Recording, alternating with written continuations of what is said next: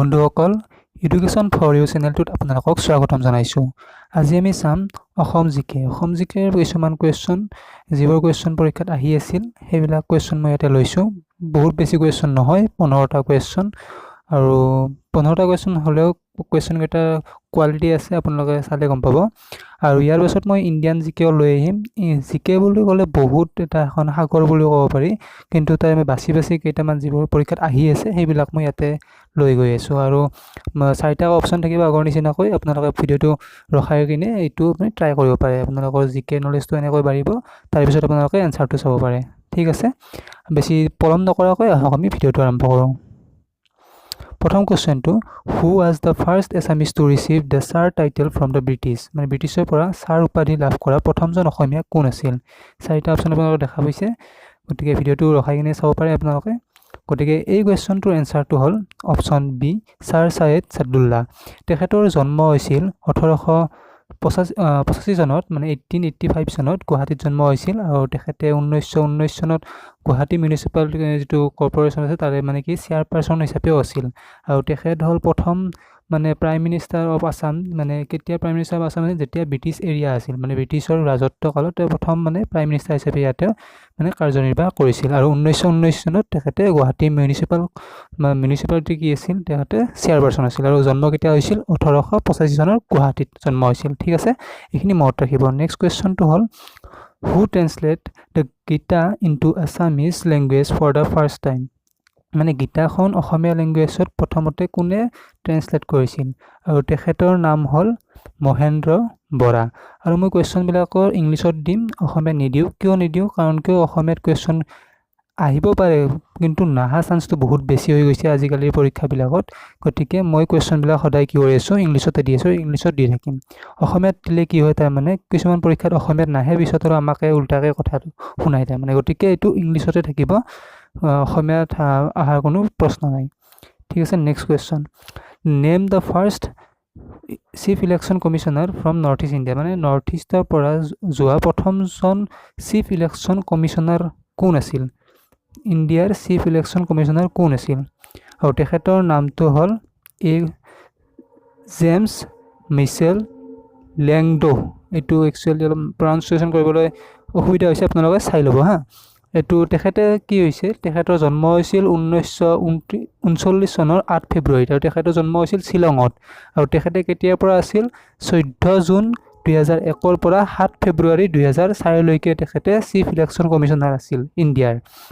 আৰু মোক এতিয়া আপোনালোকে এটা হোমৱৰ্ক দি আছোঁ, এতিয়া ভাৰতৰ বৰ্তমান চিফ ইলেকশ্যন কমিশ্যনাৰ কোন হয়, মোক তলত কমেণ্টৰ সহায়ত জনাব।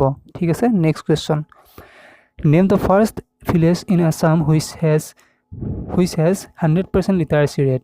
100% লিটাৰেচি মানে সাক্ষৰতা হাৰ থকা অসমৰ প্ৰথমখন গাঁও কোনখন? এইকেইটা অপশ্যন, আৰু এইকেইটা অপশ্যনৰ ইয়াৰে ৰাইট এনচাৰটো হৈছে অপশ্যন বি, জাতিংগা। জাতিংগা ক'ত আছে? ডিমা হাছাও ডিষ্ট্ৰিক্টত আছে। ঠিক আছে, next question, the first Assamese actress to win the best actress award in the national film awards, মানে নেশ্যনেল ফিল্ম এৱাৰ্ডত বেষ্ট এক্ট্ৰেছ হিচাপে মানে এৱাৰ্ড লাভ কৰা প্ৰথমজন অসমীয়া এক্ট্ৰেছৰ নাম, মানে এক্ট্ৰেছৰ নাম কি আছিল, মানে কোন আছিল? আৰু এইকেইটা অপশ্যন আছে, তাৰে এনচাৰটো হ'ল আপোনাৰ অপশ্যন বি, মলয়া গোস্বামী। আৰু তেখেতে কোনখন ফিল্মৰ কাৰণে পাইছিল? ফিৰিংগতিৰ কাৰণে। ফিৰিংগতিখন কেতিয়া ৰিলিজ হৈছিল? 1992 চনত ফিৰিংগতিখন ৰিলিজ হৈছিল, আৰু তেখেতে সেইখনৰ কাৰণে বেষ্ট এক্ট্ৰেছ মানে এৱাৰ্ড পাইছিল। আৰু তেখেতে ডিব্ৰুগড়ত জন্ম হৈছিল, মলয়া গোস্বামী। নেক্সট কুৱেশ্যন হৈছে যে, in which year the Guwahati stock exchange establish, মানে গুৱাহাটী ষ্টক এক্সচেঞ্জ কেতিয়া স্থাপন কৰা হৈছিল? আৰু ইয়াৰে সঠিক উত্তৰটো হৈছে অপশ্যন চি, 1983 চনত, মানে 1983ত। আৰু এইটো আপোনাৰ 19 নৱেম্বৰ 1983ত মানে স্থাপন কৰা হৈছিল। আৰু টোটেল এতিয়ালৈকে আমাৰ 21টা ষ্টক এক্সচেঞ্জ আছে গোটেই অভাৰ ইণ্ডিয়াত, তাতে গুৱাহাটী এটা। ঠিক আছে, 7 নম্বৰ কুৱেশ্যনটো, who was also' known as Gajapati. Gajapati বুলি কাক জনাজাত? মানে আহোম কিংডমৰ গজপতি বুলি কাক জনাজাত? আৰু তাৰে এনচাৰটো হৈছে অপশ্যন চি, প্ৰতাপ সিংহ। আৰু তেখেতৰ আহোমতে নাম হ'ল চুচেনফা। আৰু তেখেতে 17 নম্বৰ কিং আছিল, মানে ৰজা আছিল। আৰু তেখেতক বুঢ়া ৰজা বুলি জনা আছিল, কাৰণ তেওঁ বয়সস্থ টাইমত তাৰমানে ৰজা হৈছিল। নেক্সট কুৱেশ্যন 8 নম্বৰ 2 who was the first Assamese জাজ in Supreme Court of India মানে সুপ্ৰিম কোৰ্টৰ প্ৰথম অসমীয়া জাজ কোন আছিল আৰু তেখেতৰ নাম হ'ল পাৰ্বতী কুমাৰ গোস্বামী আৰু তেখেতে আছিল 10 ছেপ্টেম্বৰ 1973 পৰা 31 ডিচেম্বৰ 1977 আৰু তেওঁ চিফ জাষ্টিচ হিচাপেও কাম কৰিছিল অসম হাইকোৰ্ট আৰু নাগালেণ্ড হাইকোৰ্টত মানে চিফ জাষ্টিচ হিচাপেও কাম কৰিছিলে নেক্সট কুৱেশ্যন where was